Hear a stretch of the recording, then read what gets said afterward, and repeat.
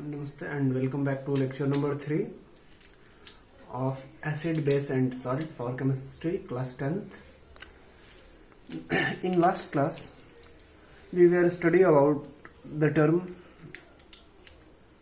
classification of acid, that is mineral acid and organic acid. We have studied in last class, and in this lecture we will study about the next classification of acid.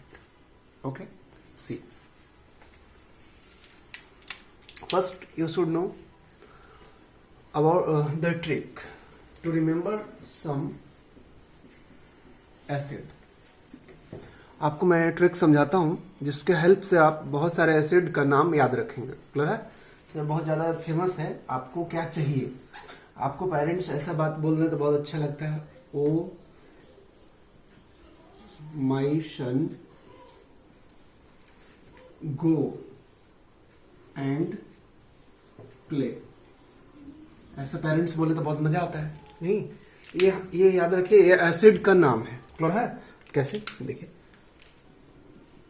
O means oxalic acid. O means oxalic acid. Okay. M means malic acid. Malic acid. S means succinic acid. S means succinic acid. G means gallic acid. Acid. A means adipic acid. और P means palmitic acid. Palmitic acid. Okay, आप इसको याद रखेंगे. आप ये सब का formula एक बार नोट करिएगा कि क्या क्या फॉर्मूला होता है. जैसे मैं एक एग्जांपल बताता हूं. इसका ऑक्जेलिक एसिड का फॉर्मूला होता है COOH COOH. ठीक है, आप बाकी सब का फॉर्मूला नोट करने का ट्राई करेंगे. ओके, और हमें बताएंगे क्या होता है. ठीक है, और अगर आपसे नहीं सॉल्व होगा तो हम फिर करेंगे अगले क्लास में. ठीक है, तो first you note down the trick. O my son go and play. बहुत इंटरेस्टिंग बात है. O means oxalic acid, M means malic acid, S means succinic acid, G means gallic acid, A means adipic acid and P means palmitic acid. Is it clear? Note down first. Then I will explain the next classification of acid. Okay? Written? Good. Next is classification of acid. Okay? See, acid को आप दो part में classify करते हैं. ठीक है, पहले हमने आपको बताया मिनरल एसिड, ऑर्गेनिक एसिड, और अभी बात कर रहे हैं इसको दो पार्ट में क्लासिफाई करते हैं. ठीक है, वो क्लासिफाई कैसे करते हो आपको बताते हैं कि मान लो कोई एसिड हम आपको दिए, क्लियर है, और वो एसिड 100% आयोनाइज हो जाए. नहीं समझे? 100% ब्रेक कर जाए. समझ रहे हो बात को? कोई एसिड है, इसको वाटर में डाले और डालने के बाद 100% आयोनाइज होता है, मतलब कंप्लीट आयोनाइजेशन, पूरा ब्रेक कर जाए, तब आप उसको बोलते हैं स्ट्रॉन्ग एसिड. आई बात समझ में? फिर से समझ लो बात को. कोई भी ऐसा एसिड जो 100% आयोनाइज होता है, 100% क्या होता है? आयोनाइज, तब आप उसको क्या बोलते हैं? Strong acid. आई बात समझ में? So note down first acid. Acid को आप दो पार्ट में क्लासिफाई कर रहे हैं, याद होगा आपको. अभी हमने जैसा बताया,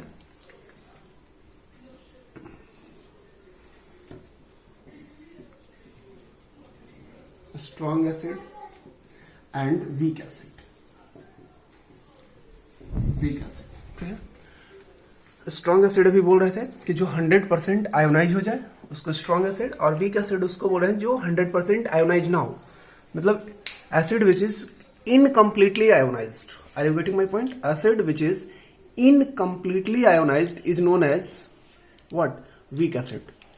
and acid which is 100% means completely ionized and furnish ions is known as what? Strong acid. Written? Write down first the definition. Strong acid. First note down strong acid. This acid which is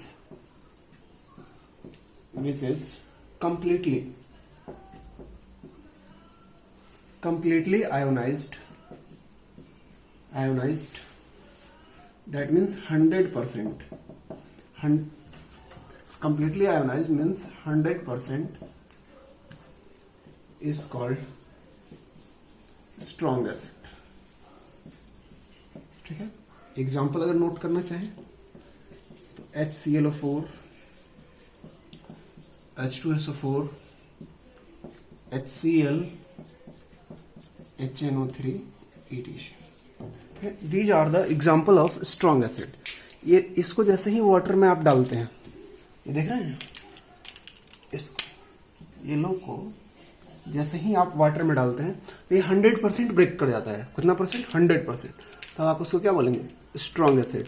और जो 100% ionise नहीं होता है, ठीक है, जो 100% ionise नहीं होगा आप उसको बोलेंगे वीक एसिड. नहीं समझे बात को? जो 100% आयोनाइज हुआ स्ट्रॉन्ग एसिड, जो 100% आयोनाइज नहीं हुआ वीक एसिड. आई बात समझ में? तो अब हम सेकंड का डेफिनेशन लिखते हैं. The acid which is incompletely ionise, acid which is incompletely ionized,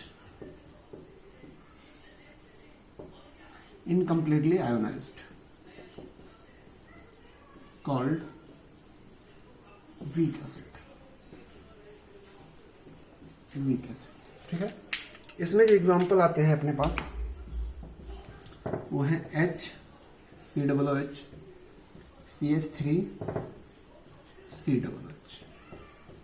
मतलब जितने भी ऑर्गेनिक एसिड हैं, is it clear? Organic acid जितने भी होंगे वो मैक्सिमम ज्यादातर, क्लियर है, वो वीक एसिड होंगे. ऐसा नहीं कि सब, और सब मिनरल एसिड स्ट्रांग नहीं होंगे. इसमें भी वीक एसिड होते हैं, मिनरल्स वाले में भी, और ऑर्गेनिक में भी स्ट्रांग एसिड होते हैं. जैसे picric acid. Picric acid is the example of organic acid and it is a strong acid. आई बात समझ में? तो उस चीज को ध्यान रखेंगे. 100% हम नहीं कर सकते. क्लियर है? चलिए, अब दो टर्म और है, उसको लिखने की जरूरत नहीं है, बस समझ लीजिए. आपसे कोई पूछ दे डाइल्यूट एसिड और कंसंट्रेटेड एसिड क्या है, डाइल्यूट और कॉन्सेंट्रेटेड, तो समझिए बात को अच्छे से. हम एसिड लिए, क्लियर है, ये आपको दूसरे टर्म में समझाते हैं. आप एक बीकर ले लीजिए, उसमें एक बीकर में 250 ग्राम, या ग्राम हटा दो, 1 लीटर वाटर ले लो किसी कंटेनर में, ठीक है, और एक और कंटेनर लो, उसमें भी 1 लीटर वाटर ले लो. फर्स्ट वाले कंटेनर में 100 ग्राम शुगर मिलाओ और दूसरे वाले कंटेनर में 250 ग्राम शुगर. तो अब बताइए कौन वाला कंटेनर ज्यादा टेस्ट मीठा होगा? तो ऑब्वियस है सेकंड वाला, जिसमें ज्यादा शुगर मिलाएंगे आप. तो जिसमें ज्यादा शुगर का क्वांटिटी है वो कंसंट्रेटेड सॉल्यूशन कहलाता है, और जिसमें कम है वो डाइल्यूट सॉल्यूशन. समझ गया बात को? ऐसे ही हम लोग दूसरे टर्म पे बताते हैं कि एसिड के टर्म में कि कोई ऐसा एसिड जिसमें हम वाटर मिला दिए तो वो डाइल्यूट एसिड, और जिसमें वाटर का अमाउंट कम हो तो उसको कंसंट्रेटेड एसिड. आई बात समझे? अब आपसे कोई पूछ दे कि वाटर में एसिड मिलाएंगे, एसिड में वाटर मिलाएंगे, तो आप हमेशा ध्यान रखेंगे कि वाटर में एसिड को मिलाते हैं, एसिड में वाटर नहीं मिलाते. इस चीज को ध्यान रखिएगा. किसमें मिलाएंगे? पहले वाटर लेंगे, मान लो ये बीकर है तो इसमें वाटर लेंगे और बाद में इसमें एसिड मिलाएंगे. ऐसा नहीं कि एसिड वाले में वाटर मिलाएंगे. आई बात समझ में? इस चीज को नोट कर लेंगे और ध्यान रखेंगे अच्छे से. एक्सपेरिमेंट में भी हम लोग आगे क्लास में करेंगे, प्रैक्टिकल्स में. ठीक है? आई बात समझ में कि एसिड में वाटर नहीं, वाटर में एसिड मिलाते हैं. आई बात समझ में? ठीक है, चलिए. जिसमें वाटर का क्वांटिटी ज्यादा हो, एसिड में वाटर का क्वांटिटी ज्यादा हो तो क्या बोलेंगे उसको? Dilute acid. और जिसमें वाटर का क्वांटिटी कम हो उसको कंसंट्रेटेड एसिड. या इसको अपने टर्म में समझें तो ऐसे बोले कि जो एसिड में एसिड का कंसंट्रेशन हाई हो, कंसंट्रेटेड, और एसिड का कंसंट्रेशन क्वांटिटी कम हो तो डाइल्यूट एसिड. आई बात समझे? थोड़ा दोनों एक ही है, बस टर्म उल्टा करके बोल रहे हैं. ठीक है, ओके. अब हम लोग आगे पढ़ते हैं acidity and basicity. Okay,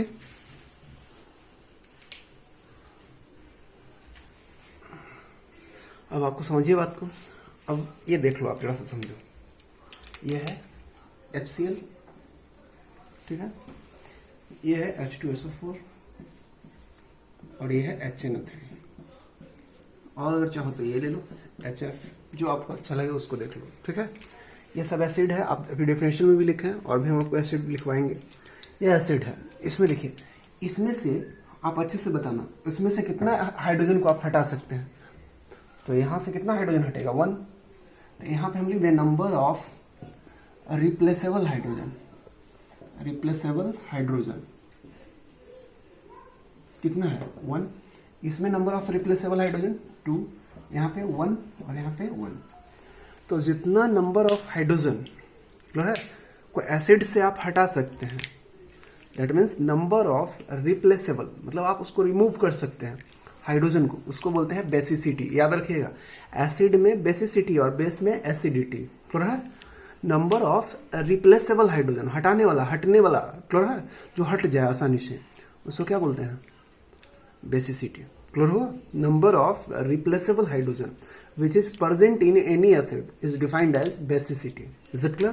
Write down number of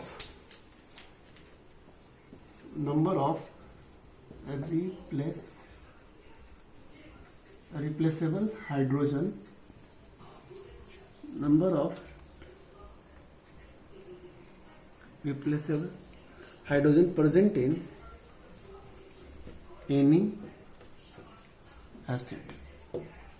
clear. Example देख रहे हैं, इसका कितना है 1, इसका 2, 3, 4, ठीक है, रिटर्न। ओके, अब इसी को समझ लीजिए फिर से। इसमें से 1 हाइड्रोजन हटाए, इसमें से 2, इसमें से 3, 4। अब आपको लग रहा होगा कि आप कैसे देख के हटा दे रहे हैं। क्लियर है। ये हम आपको नेक्स्ट क्लास में समझाएंगे, कौन सा हाइड्रोजन हटेगा, कौन सा हाइड्रोजन नहीं हटेगा। क्लियर है। बस एक चीज आप नोट कर लीजिए, यहां से कितना हटाए 1। इसको जिस एसिड से 1 हाइड्रोजन हटाते हैं, क्लियर है, उसको बोलते हैं मोनो बेसिक एसिड। क्या बोलते हैं उसको? Mono basic acid. जहां से 2 हटाएंगे डाई बेसिक एसिड, जहां से 3 हटा पाए ट्राई बेसिक एसिड। आई बात समझ में? ओके, नेक्स्ट क्लास में हम लोग इसको डिटेल में पढ़ाएंगे। Thank you for watching. Bye bye.